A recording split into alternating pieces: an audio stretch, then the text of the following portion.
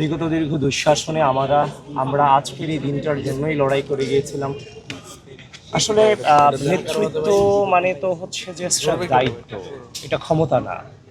আমি কখনোই ক্ষমতাশীল টার্মটাতে আমরা বিশ্বাস করি না, আমরা দায়িত্বশীল টার্মটাতে বিশ্বাস করি।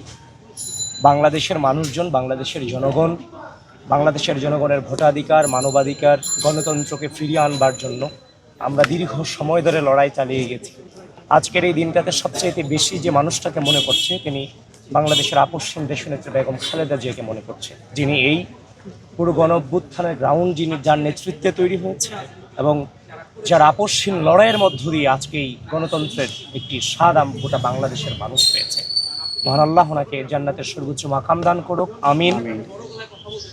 তবে আজকের দিনটা নিঃসন্দেহে অন্যান্য সকল দিনের চাইতে আলাদা এবং হচ্ছে যে কোনো চিন্তা নাই, কোনো শঙ্কা নাই, একটা পিসফুল পরিবেশ বিরাজমান আছে চারদিকে। তো এই দিনটার জন্যই আমরা এই দীর্ঘ 17 বছর লড়াই চালিয়ে গিয়েছি। 17 বছর এই দিনটার জন্য। এই গণঅভ্যুত্থান পরবর্তী সময়ে আমাদের অনেক কিছু করার সুযোগ ছিল, রাষ্ট্রের অনধিকার করার সুযোগ ছিল, কিন্তু আমরা সেই অনধিকার চর্চা না করে গণঅভ্যুত্থানের পর দিন থেকেই আবার এই রাষ্ট্রে গণতন্ত্র, মানবাধিকার, ভোটাধিকারকে ফিরিয়ে আনবার জন্য আমরা রাজপথে ছিলাম, লড়াই চালিয়ে গিয়েছি একটি সুষ্ঠু নির্বাচন আয়োজন করবার জন্য। সেটা গতকালকে সেটা বাস্তবায়ন হয়েছে, আপনারা সকলেই দেখেছেন। বাংলাদেশের মানুষ অত্যন্ত পিসফুল ওয়েতে নিজের ভোটাধিকার প্রদান করেছে। সেটার মধ্য দিয়ে বাংলাদেশের সর্ববৃহৎ রাজনৈতিক দল বাংলাদেশ জাতীয়তাবাদী দল বিএনপি সংখ্যাগরিষ্ঠ আসনের মধ্য দিয়ে ইনশাআল্লাহ জনাব তারেক রহমানের নেতৃত্বে খুব দ্রুতই সরকার গঠন করবে। তো আমরা রাজনীতি, যে অতীতের যে নোংরা রাজনীতি আসে, সেই নোংরা রাজনীতি থেকে বের হয়ে যাওয়ার জন্য কিংবা একটি সুস্থ রাজনৈতিক সংস্কৃতি প্রচলনের জন্যই আসলে আমরা এই দীর্ঘ লড়াই চালিয়ে গিয়েছি। এখানে রাজনীতিটা হবে পারস্পরিক শ্রদ্ধা, স্নেহ, সহনশীলতা, সহমর্মিতার মধ্য দিয়ে। পারস্পরিক শ্রদ্ধার জায়গা থেকে রাজনীতিটা হবে এবং রাজনীতিবিদদের হাতে রাজনীতিবিদরা যেন সেফ থাকে।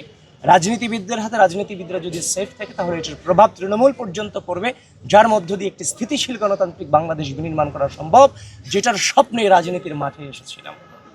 তবে আপনাদের কাছে আরও একটা জিনিস শেয়ার করতে চাই। 5 আগস্ট পরবর্তী সময়, 5 আগস্টের পূর্বে তো আসলে আমরা লড়াই চালিয়ে গিয়েছি, কিন্তু 5 আগস্টের পরে আমরাই তো আবার রাজপথের এই গণতন্ত্র এবং ভোটাধিকার ফিরিয়ে আনার জন্য লড়াই চলমান রেখেছি। কিন্তু এই 5 আগস্টের পরে বিভিন্ন সাইবার বুলিংয়ের মধ্য দিয়ে, বিভিন্ন প্রপাগান্ডার মধ্য দিয়ে আমাদের উপর নানান ধরনের জুলুম করা হয়েছে। আমাদের সামাজিক জীবনটাকে বিষিয়ে তোলা হয়েছিল বিভিন্ন মিসইনফরমেশন, ডিসইনফরমেশনের মধ্য দিয়ে সামাজিক যোগাযোগ মাধ্যমে। তবে আমরা ধৈর্য ধারণ করেছি, আমরা সে রাজনৈতিক চ্যাপ্টারে আর কখনোই প্রবেশ করতে চাই না। তো সুতরাং ওই যে মিসইনফরমেশন, ডিসইনফরমেশনের জবাব দিতে গিয়ে মাঝে মাঝে আমাদেরকেও কঠোর ভাষা উচ্চারণ করতে হয়েছে, যেটা সত্যিকার অর্থে আমরা হৃদয় থেকেই কঠোর ভাষা উচ্চারণ করা, কারোর সাথে উচ্চস্বরে কথা বলা, এটা কোনোভাবেই আসলে চাই না। সুতরাং আপনাদের মধ্য দিয়ে যদি সেই উচ্চ শব্দে আমরা আমাদের যে আইডিওলজি, সেই আইডিওলজি থেকে আমাদের দ্বারা শত্রুও কষ্ট পাক, সেটা আমরা চাই না।